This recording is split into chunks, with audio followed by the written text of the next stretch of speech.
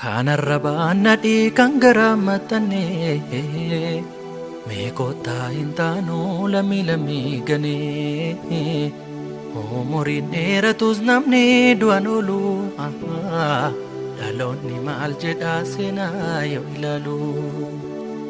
Kanarrabaan nadhii kan garamattanee meeqootaa hin taanuu lamii ganee umuriin dheeratus namni du'an oolu dhaloonni maal jedhaa seenaa yoo ilaalu.